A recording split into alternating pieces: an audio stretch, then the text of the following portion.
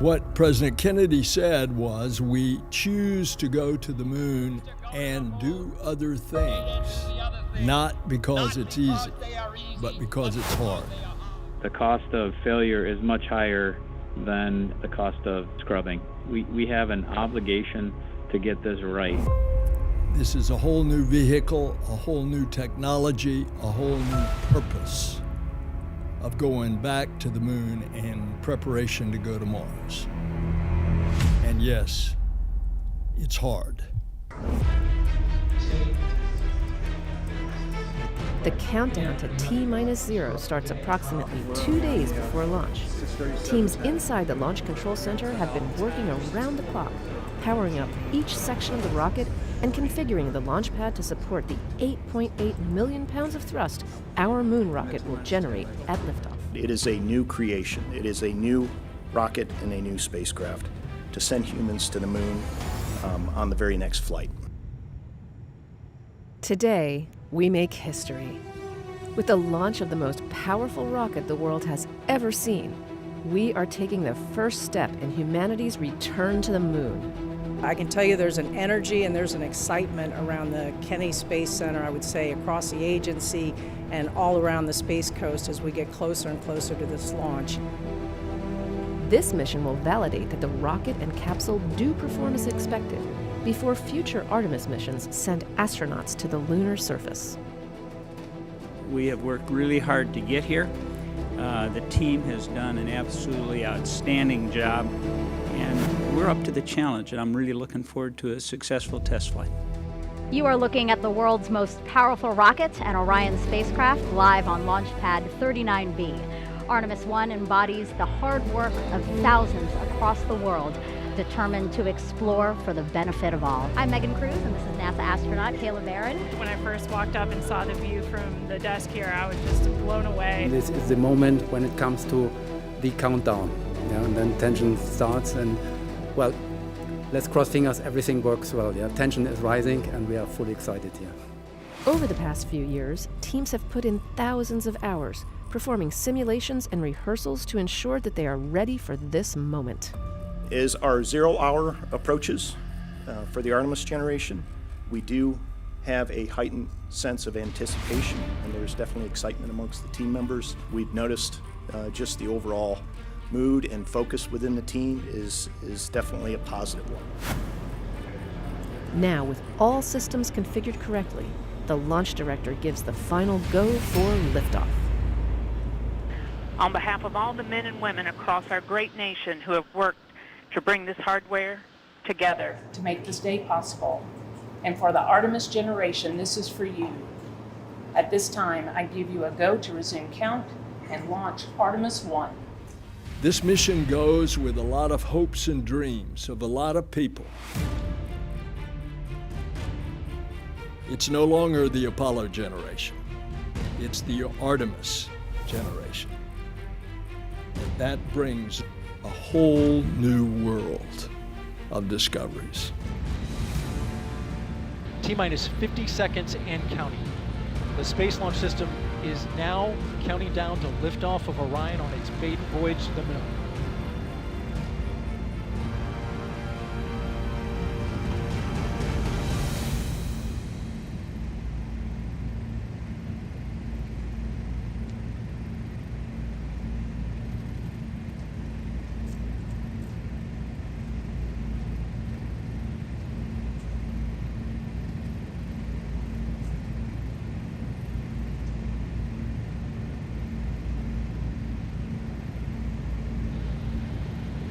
And here we go. 10. Hydrogen burn-off igniters initiated. 7, 6, 5. 4-stage engine start. 3, 2, 1.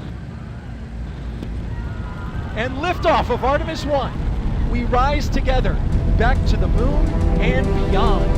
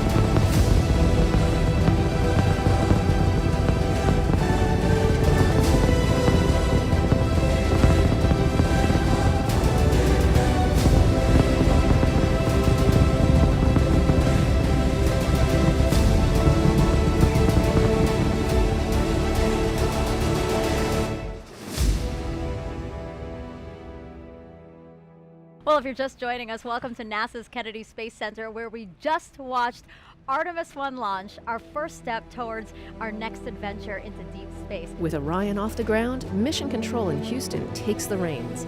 Our nation is returning to the moon. And we have worked hard as a team. You guys have worked hard as a team for this moment. This is your moment.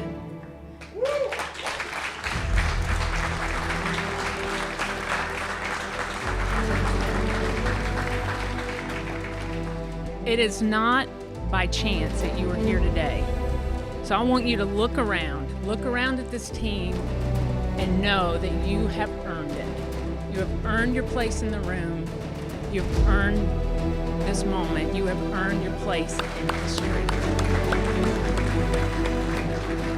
The successful launch of SLS is just the beginning. Orion will spend the next several weeks journeying around the moon, sending flight data back to teams here on Earth for real-time analysis. During its mission, Orion reached speeds traveling about 30 times as fast as the speed of sound. This dramatic video of the Earth-Moon transit that took place showed and punctuated the fact that we were pressing away from our home planet to a distance of some 268,000 miles away from Earth, further than any human-rated spacecraft had ever traveled, for a spacecraft designed to return humans to Earth, eclipsing the mark set by the Apollo 13 vehicle back in 1970. After several weeks of flight, it was time for Orion to return home. A half-century later, NASA's newest moon explorer, the Orion spacecraft, is barreling its way back home after circumnavigating the moon and beyond in an elliptical distant retrograde orbit. Now less than 2 hours away from splashing down in the Pacific Ocean west of Baja, California, to complete its shakedown mission.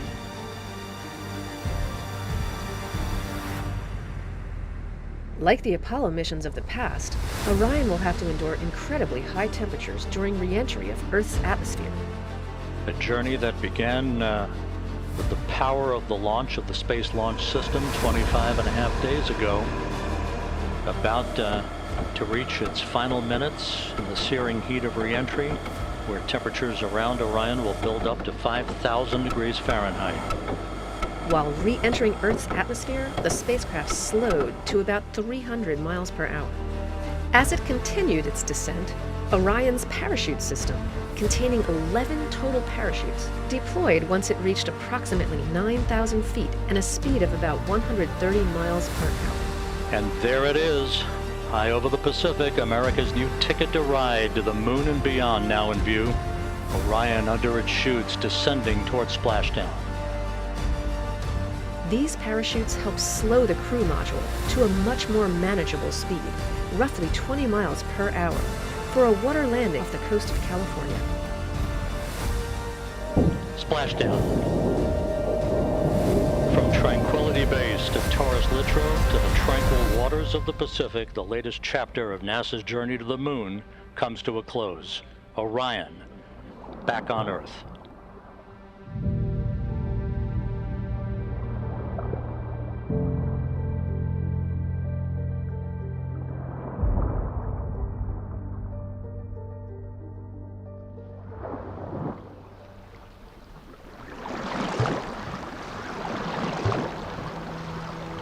We've got a perfect view, a front row seat to the Orion splashdown.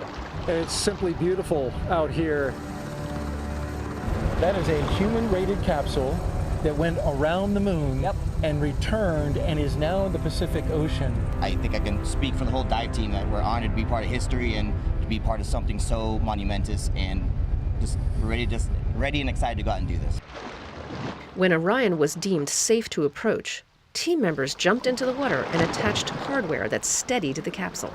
What we do at NASA really is all about collaborations, and the collaborations that we've had with the Department of Defense in particular over the past many years, their hard work and their dedication as they went through a great deal of planning, hardware development and processes, and a lot of practicing to get to this point and make it look easy.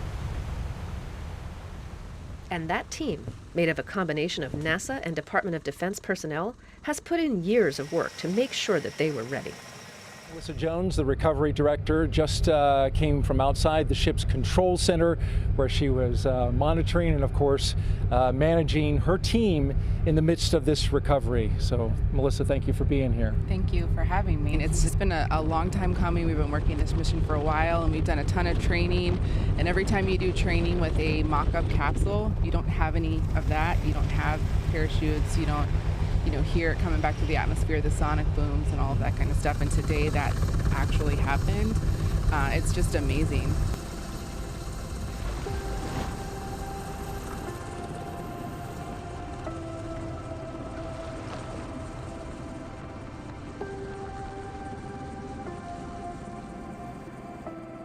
You know, this mission, this spacecraft and this team exceeded all expectations. For the last 25 and a half days, we've been every day looking ahead to the next flight to see how we can improve on where we are today so that we can fly a safe and successful mission with our astronauts next time around. Once stabilized, the team secured the spacecraft with hardware and rope assemblies and towed it to the Navy ship. The dive team then connected Orion to a series of ropes from inside the back of the ship, known as the well deck, to safely and securely pull the capsule inside.